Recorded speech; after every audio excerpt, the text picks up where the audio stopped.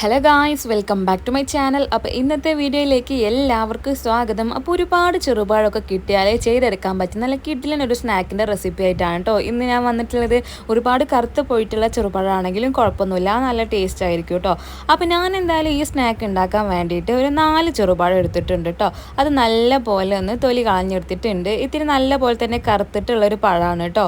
വല്ലാണ്ട് കറുത്ത് പോയി കഴിഞ്ഞാൽ എല്ലാവർക്കും അത്ര ഇഷ്ടം ഉണ്ടാവില്ല അങ്ങനെ കഴിക്കാനായിട്ട്. അപ്പോൾ ഇതുപോലൊരു സ്നാക്ക് ഉണ്ടാക്കി കഴിഞ്ഞാൽ എന്തായാലും എല്ലാവർക്കും ഇഷ്ടപ്പെടും എന്നുള്ള കാര്യം ഉറപ്പാണ് കേട്ടോ. അപ്പോൾ തീർച്ചയായിട്ടും വീട്ടിലെല്ലാവരും ഒന്ന് ട്രൈ ചെയ്ത് നോക്കണം. വീഡിയോ സ്കിപ്പ് ചെയ്യാണ്ട് ഫുള്ളായിട്ട് കണ്ടോക്കണം കേട്ടോ, അല്ലെങ്കിൽ എന്തെങ്കിലും ഇൻഗ്രീഡിയൻസ് ഒക്കെ മിസ്സായി പോവുള്ളൂ. അപ്പോൾ തീർച്ചയായിട്ടും വീട്ടിൽ ട്രൈ ചെയ്ത് നോക്കിക്കഴിഞ്ഞാൽ എനിക്ക് ഫീഡ്ബാക്ക് കമൻ്റ് ആയിട്ടോ അല്ലെങ്കിൽ ഇൻസ്റ്റയിൽ ഫോട്ടോ സഹിതം അയച്ചു തരിക ചെയ്യണം കേട്ടോ. അപ്പോൾ തൊലി കളഞ്ഞെടുത്തിട്ടുള്ള ചെറുപഴം ഇതുപോലെ ഒരു ഫോർക്ക് വെച്ചിട്ടോ അല്ലെങ്കിൽ ഒരു സ്പൂൺ വെച്ചിട്ടോ ഒക്കെ നല്ല പോലെ ഒന്ന് ഉടച്ച് മിക്സ് ആക്കിയതാ ഈ ഒരു പരുവത്തിലാക്കി വെക്കണം കേട്ടോ. ഇനി അതിലേക്ക് നമുക്ക് മധുരത്തിന് ആവശ്യമായിട്ടുള്ള പഞ്ചസാര ചേർത്ത് കൊടുക്കാം. അപ്പോൾ തന്നെ ഞാനിവിടെ ഒരു 1.5 ടേബിൾ സ്പൂണോളം പഞ്ചസാര ചേർത്ത് കൊടുത്തിട്ടുണ്ട്. പിന്നെ അതിലേക്ക് ഒരല്പം ഉപ്പും കൂടെ ചേർത്ത് കൊടുക്കുന്നുണ്ട് കേട്ടോ. മധുരം നമുക്ക് കൂടുതൽ വേണമെങ്കിൽ കൂടുതൽ ചേർത്ത് കൊടുക്കാം. പിന്നെ അതിലേക്ക് നമുക്ക് ആവശ്യമായിട്ടുള്ളത് മൈദയാണ്. അതിലേക്ക് നമ്മൾ 2 കയ്യിൽ മൈദ ചേർത്ത് കൊടുക്കുന്നുണ്ട്. പിന്നെ അതിൻ്റെ പകുതി അളവിൽ ഗോതമ്പ് പൊടിയാണ് കേട്ടോ ചേർത്ത് കൊടുക്കുന്നത്. അതായത് 1 കയ്യിൽ ഗോതമ്പ് പൊടിയും കൂടെ ചേർത്ത് കൊടുത്തിട്ടുണ്ട്. എന്നിട്ട് നല്ലപോലെ ജസ്റ്റ് ഒന്ന് മിക്സ് ആക്കി കൊടുക്കുന്നുണ്ട്. ഇനി നമുക്ക് ഒരല്പമായിട്ട് വെള്ളം ചേർത്ത് കൊടുത്തിട്ട് നല്ല പോലെ ഒന്ന് മിക്സ് ആക്കി എടുക്കണം.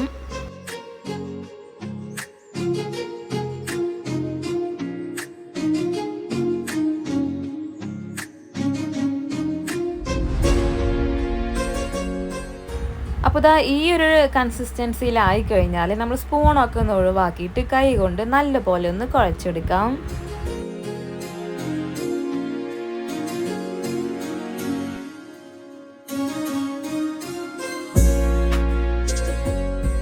അപ്പോൾ ഈ ഒരു ടൈമിൽ നല്ലപോലെ കയ്യും ഒട്ടുന്നൊരു ടൈപ്പ് ആയപ്പോൾ ഒരു ലേശം അരിപ്പൊടി ചേർത്ത് കൊടുക്കുന്നുണ്ട് കേട്ടോ. ഒരു അര കൈയിലോളം, അതായത് ഏകദേശം 2 ടേബിൾ സ്പൂണോളം അരിപ്പൊടി ചേർത്ത് കൊടുത്തിട്ടുള്ളത്.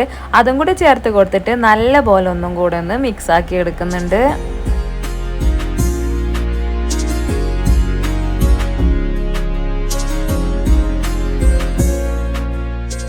അപ്പോൾ കുഴച്ച് ഈ ഒരു പരുവായി കഴിഞ്ഞാൽ നമ്മൾ കൈ കൊണ്ട് ഇങ്ങനെ പിച്ചിടുന്ന സമയത്ത് ഈ ടൈപ്പിൽ വീണ് കിട്ടണം കേട്ടോ. അപ്പം നമ്മുടെ മാവ് ഇവിടെ റെഡി ആയിട്ടുണ്ട്. ഇനി അതിലേക്ക് നമുക്ക് ഉണ്ടെങ്കിൽ ഒരല്പം എള്ള് ചേർത്ത് കൊടുക്കാം. അപ്പോൾ നമ്മൾ കഴിക്കുന്ന നേരത്തെ അത് കടിക്കാൻ കിട്ടുമ്പോൾ ഒരു പ്രത്യേക ഫ്ലേവർ ആയിരിക്കുമല്ലോ അല്ലേ. പിന്നെ അതിലേക്ക് നമ്മൾ ചേർത്ത് കൊടുക്കുന്നത് ഒരല്പം ജീരകപ്പൊടിയാണ് കേട്ടോ, ചെറിയ ജീരകത്തിൻ്റെ പൊടി.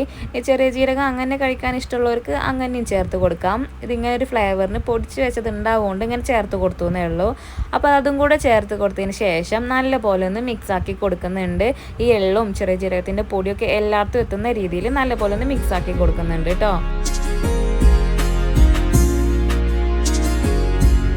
ഇനി നമുക്ക് ഗ്യാസുമേക്ക് ഒരു ചട്ടി വെച്ച് കൊടുക്കാം. ആ ചട്ടി ചൂടായി വന്നു കഴിഞ്ഞാൽ നമുക്കതിലേക്ക് ഓയിൽ ഒഴിച്ച് കൊടുക്കാം കേട്ടോ. അപ്പോൾ എണ്ണയൊക്കെ നല്ല പോലെ ചൂടായി വരുന്ന സമയത്ത് നമ്മൾ തയ്യാറാക്കി വെച്ചിട്ടുള്ള ഈ മാവ് ചെറിയ ബോൾസ് ആക്കിയിട്ട് നമുക്ക് ഈ എണ്ണയിലേക്ക് അങ്ങോട്ട് ഇട്ട് കൊടുക്കാം. നമ്മൾ ഈ പൊക്ക വടക്കൊക്കെ നുള്ളിയിടുമല്ലോ എന്ന ടൈപ്പിൽ ഒന്ന് ഇട്ട് കൊടുക്കാം.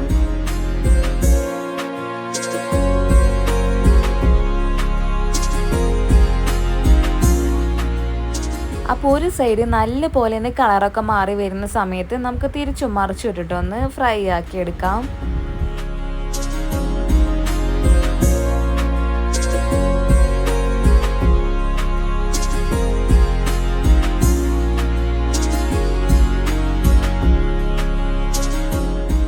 അപ്പോൾ ഇതേപോലെ 2 സൈഡും നല്ല പോലെ ഒന്ന് കളറ് മാറി വന്നു കഴിഞ്ഞാൽ നമ്മുടെ ബോൾസൊക്കെ നമുക്ക് എണ്ണയിൽ നിന്ന് കോരി മാറ്റി വെക്കാം.